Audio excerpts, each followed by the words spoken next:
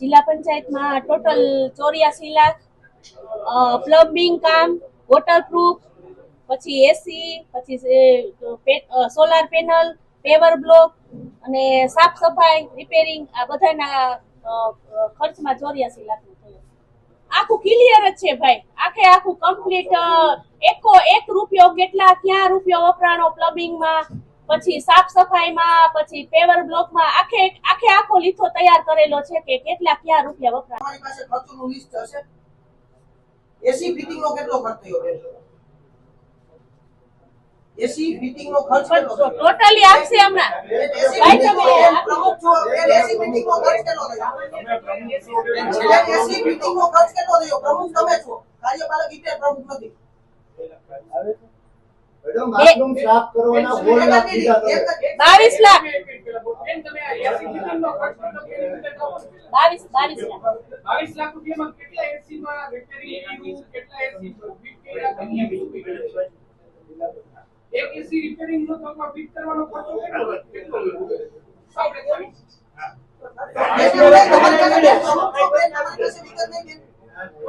છે જ સાહેબ, અધિકારીઓ છે જ. અધિકારીઓ તો એનું કામ કરશે. કામ કરાવતો હોય ને એની માહિતી હોય એને માહિતી આપવાની. એમાં સંતોષ ન થાય પૂછજો બીજી આમાં કઈ કારોબારીને કઈ ખબર નથી, આ બોડીને કઈ ખબર નથી. ખબર જ છે ભાઈ. છેલ્લા દિવસ સુધી તો કોર્ટ કાર્યરત હતી એટલે એવું નથી કે કોર્ટ કઈ હાવ તમે કીધું ને સાફ સફાઈ બીજી વચ્ચે આવી ગયું તમે એમ નહીં, સાફ સફાઈ નું એક જ એક વખત બેન તમે થોડા કામ કરજો સુમિતાબેન બીજી ક્યારે કારોબારી સમિતિનો ચેરમેન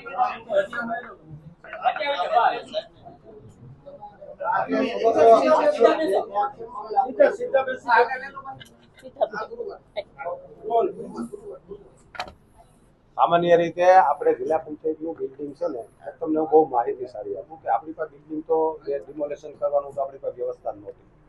ત્યાર પછી આપણને આ બિલ્ડિંગ માટે આપણે સરકારમાં દરખાસ્ત કરી, કલેક્ટર અને માથાકૂટ કરી અને આપણને એક વખત આ પડી, પછી પાછું લીગલી આપણને આપ્યું નહીં, સાફ સફાઈ કરીને આપણે મૂકી જવું પડ્યું. ત્યાર પછી પાછો લાંબા સમય પછી આપણને એને મંજૂરી આપી કે આ બિલ્ડિંગ તમને વાપરવામાં આવે. એટલે 2 વખત તો સાફ સફાઈ જે કરવી પડી હતી. જર્જરિત જ હતું બિલ્ડિંગ. લાંબો સમય એમ તો બહુ લાંબો સમય પડતર નહોતું, પણ ખરેખર જર્જરિત બિલ્ડિંગ હતું. ખર્ચો થયો જ છે, ખર્ચો નથી થયો એવું નથી. તમે જે કહી શકો છો વિરોધ પક્ષના આક્ષેપ પણ કરીએ તો એનું ખોટું નથી. વિરોધ પક્ષે એનું કામ કરવું છે. પત્રકારિત્વ છે એને ટ્રસ્ટ કરવું છે. તટસ્થ રીતે જે તમારું હોય તો ખોટું હોય તો ખોટું તમારે સાબિત કરીને બજારમાં લઈ આવવું છે. એની ના નથી. બીજી એક જ વાત, કઈ એજન્સીને કામ આપવામાં આવ્યું તો બિલ શું કામ રોકી દેવામાં આવ્યું? બિલ જો એક વસ્તુ સાંભળો, બિલ અમે 22 લાખ રૂપિયા ચૂકવા છે. અમે 22 લાખ રૂપિયા જે ચૂકવા છે ને, જે 84 લાખમાંથી 67 લાખ રૂપિયા ચૂકવવાના થાય છે ને ચૂકવવા પત્રો, એમાંથી 22 લાખ રૂપિયા જે અમે ચૂકવા છે એ અમે જે કારોબારી જે માની લો કે સ્વભંડોળની રકમ દરેક ડિપાર્ટમેન્ટને કોઈને 2 કરોડ, કોઈને 50 લાખ, કોઈને 40 લાખ અમે આપતા હોય, મેન્ટેનન્સ માટેની ગ્રાન્ટ આપતા હોય, એમાંથી એને 22 લાખ રૂપિયા વધતા થાય ચૂકવા છે. બાકીની સરકારની અંદર દરખાસ્ત કરેલી છે. બાકીના 67 લાખ રૂપિયા સરકારમાં તમે માગ્યા છે સ્થળાંતરના. જો અમને આપે તો ભલે, નહીં આપે તો અમારે સ્વભંડોળમાંથી જ ચૂકવવા પડશે અને બીજા પૈસા ચૂકવા નથી. અમારા જે અમને આ વિરોધ પક્ષે આક્ષેપ કર્યો છે એના માટે સંપૂર્ણ રીતે જે અમે તપાસ એ કરાવવાના છીએ કે આ ખરેખર ખર્ચો સાચો થયો છે ખોટો થયો છે એને તટસ્થ રીતે અમે તપાસ કરાવવાના છીએ.